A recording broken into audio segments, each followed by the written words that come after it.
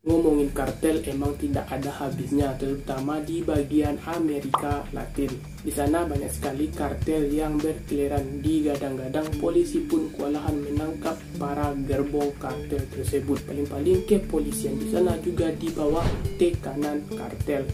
Di sebagian negara sebelum menjadi organisasi kartel, mereka pasti berasal dari masyarakat kelas bawah, yang dimana dia mulai dengan geng-geng kecil terlebih dahulu, dan semakin lama semakin besar, dan sampai akhirnya menjadi besar dan berkuasa. Jadi kali ini gue ada dua video paling brutal yang tertangkap kamera yang berasal dari Venezuela. Sebelum lanjut, hai semua, nama gue Didis, gue berasal dari Indonesia, yang dimana channel ini bergerak di bidang gore, creepy, dan disturbing. Dan jangan lupa untuk like video ini, share, dan subscribe, nyalakan tombol notifikasi bell supaya kamu tidak ketinggalan video apa yang gue bahas.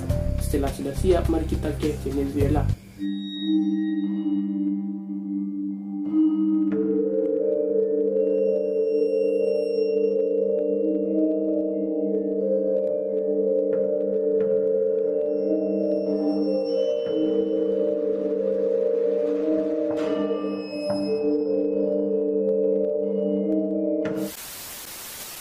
Pada tahun 2010 ada sekelompok geng di Venezuela bernama Aragua. Nama Aragua diambil dari gerbong kereta Araga.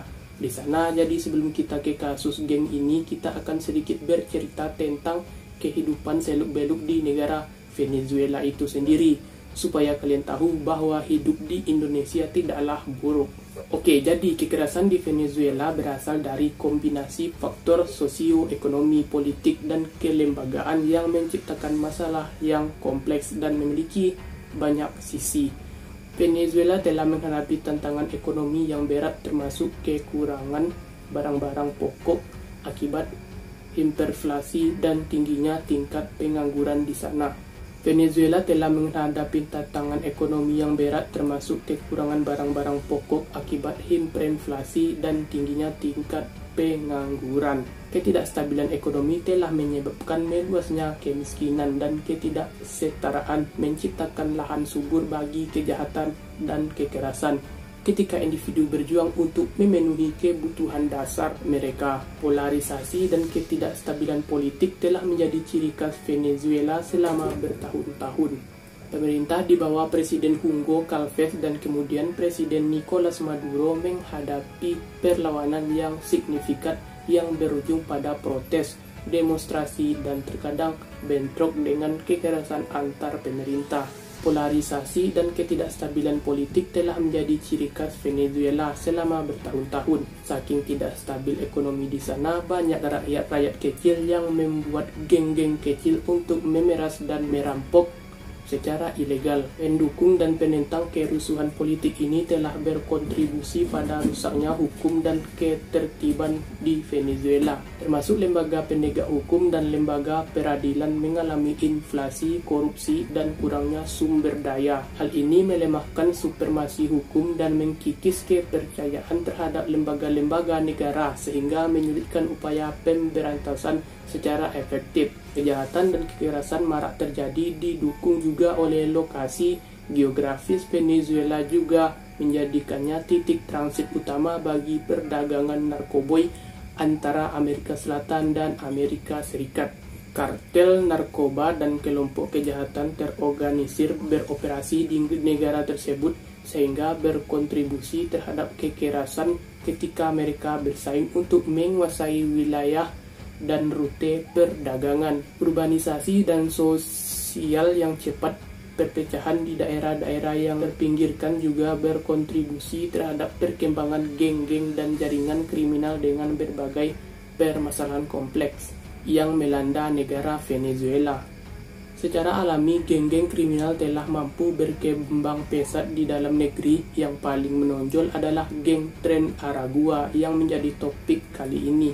Tren Aragua digambarkan sebagai geng besar yang berasal dari negara bagian Aragua. Basis utamanya saat ini adalah penjara Taron dan dikatakan memiliki hadiran di setidaknya 6 negara bagian Venezuela serta hadir di negara-negara Amerika Latin lainnya seperti Brazil, Ekuador, dan Kolombia. Jadi geng tersebut punya akses transit ke negara-negara itu atau dikatakan sudah kenal dan bekerjasama. Geng tersebut berasal dari cerita asal mereka. Geng tersebut dibentuk oleh kolektif serikat konstruksi kereta api di negara bagian di mana mereka mengumpulkan suap untuk mendapatkan pekerjaan di industri konstruksi antara tahun 2007 dan 2010. Namun sebagian besar dari pekerjaan itu tidak benar-benar dilaksanakan karena pemerintah ikut terlibat dalam mencap kelompok yang terdiri dari anggota serikat pekerja sebagai penjahat. Jadi mereka itu kerja di industri kereta melalui suap. Lalu mereka menuduh organisasi baru melakukan penyuapan, pemerasan, penculikan, dan perampokan, dan bahkan pembunuhan tidak lama setelah kelompok tersebut menamai dirinya Tren Aragua, dan mereka dianggap sebagai organisasi kriminal yang lengkap. Sekitar awal tahun 2010-an, kelompok ini kemudian sudah mulai terlibat dalam perdagangan narkoboy. Kelompok ini juga mulai mempunyai pengaruh di beberapa penjara di Venezuela, terutama penjara Takaran. Ini adalah strategi yang sangat umum dilakukan oleh geng-geng Amerika Selatan. Memiliki kendali atas penjara menjadi strategi rekrutmen yang layak jika sebuah penjara dikendalikan oleh faksi tertentu. Penjahat independen di fasilitas tersebut tidak punya pilihan selain bergabung dengan organisasi. Jika dia menolak, hidupnya akan berada dalam bahaya. Jadi setelah menguasai penjara dari tahanan itulah dia memaksa mereka bergabung ke dalam geng. Menurut laporan Trender, Aragua mungkin memiliki anggota antara 2,5 ribu hingga 5.000 orang, mulai dari penyelundup, tukang eksekusi, hingga lockout tingkat rendah. Geng ini kemudian menjadi salah satu yang paling kejam di Venezuela di bawah kepemimpinan Hector Guerrero Flores, aka El Nino. Dia menjalankan geng tersebut dari penjara Taron, namun pada tahun 2023 bulan September dia melarikan diri bersama beberapa anggota geng lainnya. Tren Aragua telah digambarkan sebagai salah satu penghasil kekerasan utama di Venezuela. Hal ini terutama disebabkan oleh perselisihan mereka yang sedang berlangsung dengan geng saingannya, yakni Los Charallito Lotus 1. 19 perang telah mengakibatkan dan pertumpahan darah di kedua sisi, dengan kedua belah pihak kehilangan orang dengan cara yang mengerikan. Namun tampaknya Tren Aragua tampaknya mendapatkan yang lebih baik dari saingan mereka. Diketahui sumber media melaporkan bahwa Presiden Venezuela yakni Nicolas Maduro meminta bantuan dari Tren Aragua untuk menekan protes di tahun 2017 di Venezuela. Sekali lagi menyoroti hubungan antara geng Venezuela, pemerintah, dan organisasi kriminal serta perdagangan narkoboy. Pada tahun 2024, Tren Aragua menjadi berita di Amerika Serikat karena sebuah insiden yang tampaknya tidak relevan di geng tersebut. Pada awal Februari 2024, petugas polisi di New York City diserang oleh sekitar 12 imigran Amerika Selatan yang tentu saja menimbulkan banyak diskusi politik di tahun pemilu, khususnya terkait dengan imigrasi yang selalu menjadi topik hangat di kalangan juru kampanye politik.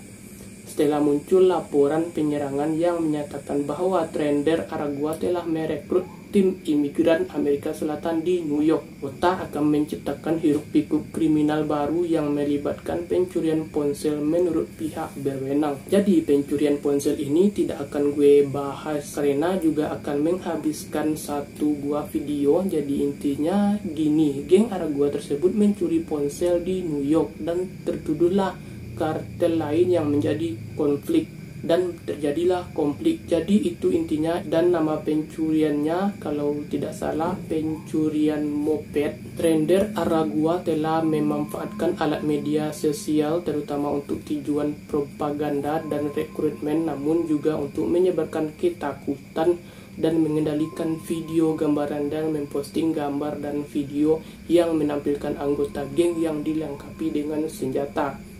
yang mengancam saingan mereka serta siapapun yang melawan mereka seperti kartel narkoboy Meksiko dan faksi narkoboy Brasil. Tren Aragua juga menggunakan kekerasan hyper yang sangat sering melakukan pembunuhan tanpa malu-malu di depan umum dan membuang mayat yang terpenggal di daerah berpenduduk serta merekam video eksekusi yang mengerikan. Sementara dalam tanda kutip video GHL tidak lazim di Venezuela seperti di Meksiko dan di Brazil.